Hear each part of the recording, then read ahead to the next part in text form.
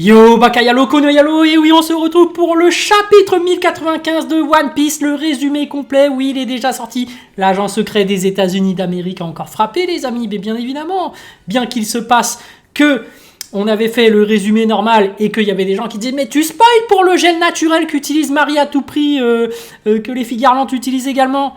Mais là, on va regarder la suite parce que bon, ça, on s'en fout, hein, c'est juste l'apparence du mec. C'est un petit spoil vite fait, mais on va en apprendre un peu plus sur le chapitre. Mais avant de commencer, les amis, instant auto-promo, mais oui, mon manga Wolfus qui sort incessamment sous peu, j'ai réussi à le dire, et oui, sur Manga Draft. Donc n'hésitez pas à aller rechercher sur Manga Draft ou sur Google Wolfus, et un jour il apparaîtra. Oui, c'est pour bientôt. Donc les amis, hop, on va se décaler pour regarder le chapitre 1095 de One Piece, le résumé complet, enfin. Donc let's go les amis. Donc le lien est en description, il s'agit bien sûr de Bleach MX comme d'habitude. On aime bien regarder sur un fichier doc comme ça là, sans les images, donc c'est parti.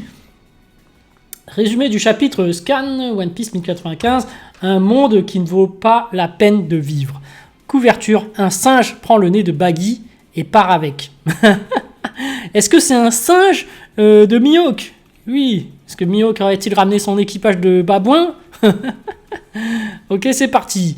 Donc le chapitre débute avec les vice-amiraux pour se préparer à aider Saint Saturne, mais Saturne leur ordonne de rester en retrait. Saturne dit qu'il aurait facilement pu esquiver l'attaque de Bonnet s'il avait voulu. Saturne sort le sabre de son corps et son sang disparaît. Il a l'air balèze. Saturne attaque Bonnet et Sanji en émettant une aura de ses yeux.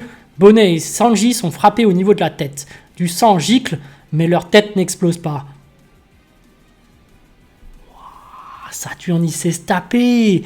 Même Sanji, qui est devenu un Robocop, se fait martyriser alors. Putain, là, il a du niveau, hein, Saturne. Mais après, quand tu regardes au niveau du design, une espèce de fumée noire qu'il a derrière lui, ça rappelle la fumée de Luffy, de Gear 5. Donc on peut en déduire qu'en fait Saturne, il est au niveau divin. Tout comme Luffy, hein, en termes de niveau de puissance. Parce que moi je pense qu'Amiro c'est en dessous, mais là on voit que Luffy, c'est niveau divin, hein, c'est le dieu Nika, et lui, le diable, c'est niveau divin, et t'as cette espèce d'arc de fumée derrière eux qui symbolise le niveau divin. Donc, Kizaru s'excuse auprès de Saturne. Il est encore au sol, ne pouvant pas se relever. Oh, ah, c'est une clim. Voilà, Kizaru est KO. Alors que Luffy, bon, certes, il était épuisé, mais on sait très bien qu'il est immortel. On sait très bien qu'il va s'en remettre. Donc, en fait, Luffy est supérieur à Kizaru. Donc, oui, hein, Ryo Sensei avait raison. Avait raison. Saturne qui dit « Ton travail est inhabituellement lent cette fois. » Parce que c'est la vitesse, Kizaru, oui. Saturne tente de piétiner Luffy, mais Franky allonge son bras et sauve son capitaine. Luffy est encore conscient, mais il ne dit rien du tout lors du chapitre. Vegapunk, Bonnet, Sanji et Franky sont incapables de bouger à cause du mystérieux pouvoir de Saturne. Attendez. Est-ce que Luffy ne peut pas bouger à cause du pouvoir de Saturne ou est-ce que c'était à cause de Kizaru? Est-ce que ça voudrait dire qu'il a fait jeu égal avec Kizaru? Donc finalement, peut-être qu'Amiral égale Yonko et qu'au final, Ryo Sensei avait tort. Là, c'est bizarre. Mais il a quand même mis KO, hein, Kizaru, ça c'est sûr. Mais est-ce que Luffy est du même niveau que Kizaru ou... Parce que c'est le plus important. Est-ce qu'un Yonko est du niveau d'un amiral ou est-ce qu'un Yonko est supérieur d'un amiral? Bon, il y a plus important encore, c'est de savoir si un amiral est supérieur à un premier commandant ou pas. Mais là, les pros Yonko, même moi, on prend cher. Hein, parce que pour moi, Luffy, c'est niveau divin, là, avec l'arc derrière, le fait d'être immortel. Pour moi, il peut pas perdre sur Kizaru, tu vois. Moi, je pense qu'il va se relever, Luffy, mais Kizaru, il est KO. Mais on verra par la suite. Hein. Par contre, les autres, là, incapables de bouger... Saturne, il est vraiment puissant, alors. Tous qui sont trop faibles ne peuvent pas, et Sanji aussi. Sanji, quand même, c'est YC2, hein. C'est le niveau de Queen. C'est devenu une machine, hein. Normalement, il devrait pouvoir bouger, mais bon. Vegapunk, il dit « Si ce n'est pas un pouvoir scientifique, alors cela doit être une capacité de fruit de démon. » Saturne qui attrape Bonnet et la serre. Bonnet qui dit « Tu as tué mon père !»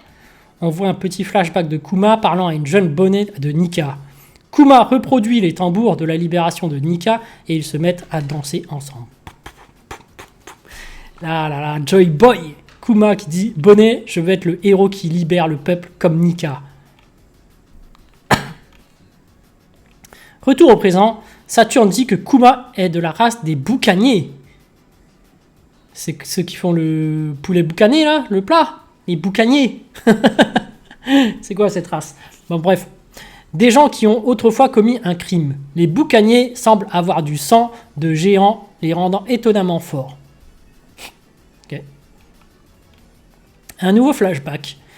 Il se passe il y a 47 ans au royaume Sorbet. Kuma naît dans une famille normale, son père était un membre de la race des boucaniers et sa mère était une humaine normale. Ça me fait vraiment penser au poulet boucanier, le plat là, boucané, pardon. Mais bon. Ouais, bientôt il y aura la race du poulet Yassa. Il y aura. Bref, les informations sur le test sanguin de Kuma ont fuité jusqu'à un agent du gouvernement mondial à l'hôpital. Alors toute la famille de Kuma a été capturée et sont devenus des esclaves à Marie-Joise à cause de leur force. Ok, oui, bon, ils étaient des esclaves. Après la mort de sa mère, le père de Kuma lui parle de la légende de Nika.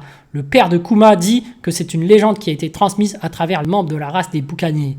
Le père de Kuma reproduit les tambours de la libération de Kina et commence à danser pour Kuma. Mais il fut subitement assassiné d'une balle dans la tête par un dragon céleste parce qu'il faisait trop de bruit. On passe à il y a 38 ans.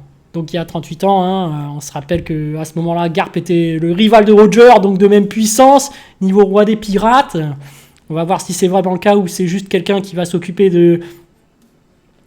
de la sécurité des gens et d'escorter les civils loin. Moi, je suis sûr que c'est ça. Moi, je vous dis, Garp, c'est une fraude. Bon, un dragon céleste, MC explique que tous les 3 ans, les Tenryubito descendent de Marie-Joise et procèdent à une chasse à l'homme, je pense qu'ils veulent dire, sur une île non gouvernementale. Ils libèrent des esclaves problématiques sur l'île et les exterminent en même temps que les locaux de l'île. Après ça, le gouvernement mondial s'accapare l'île. Ok, ils se font plaisir. L'île que les dragons célestes ont choisie cette année-là était God Valley, à West Blue. Le pays avait beaucoup de ressources et osait utiliser God dans son nom. Le roi de God Valley a essayé de les arrêter, mais il fut tué par Saint Figarland Garling. Garling, oui. La chasse de cette année n'avait pas encore commencé, mais Garling est l'un des dragons célestes qui est attendu pour être le champion. Le jeune Garling était très beau, avec ses cheveux en demi-lune, sans barbe. Beaucoup de Tenryubito s'évanouissaient devant lui.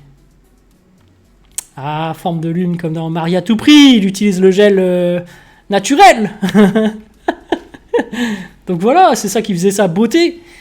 C'est le gel naturel qu'il mettait dans ses cheveux, donc bon, il faut oser mettre ce gel naturel, mais... Saturne était aussi à God Valley, il avait exactement la même apparence. Saturne a entendu que l'enfant boucanier qui s'était échappé a été capturé. Donc voilà, il avait exactement la même apparence et qu'il était déjà vu à l'époque. Ok, bah c'est vraiment un vieux qui sort de... Ouais. Dernière page du chapitre. On voit que Kuma est traîné dans le champ par d'autres esclaves. Cette partie est la suite du flashback que Bonnet avait vu dans le chapitre 1074. Puis soudain, 2 ombres apparaissent. Mystérieuse personne. Hi-ho, restez là, Spoo. Tu dois être le boucanier, la star de tout ceci. Je vois ce qu'ils veulent dire. T'es vraiment énorme. On dit que le sang des géants coule dans tes veines.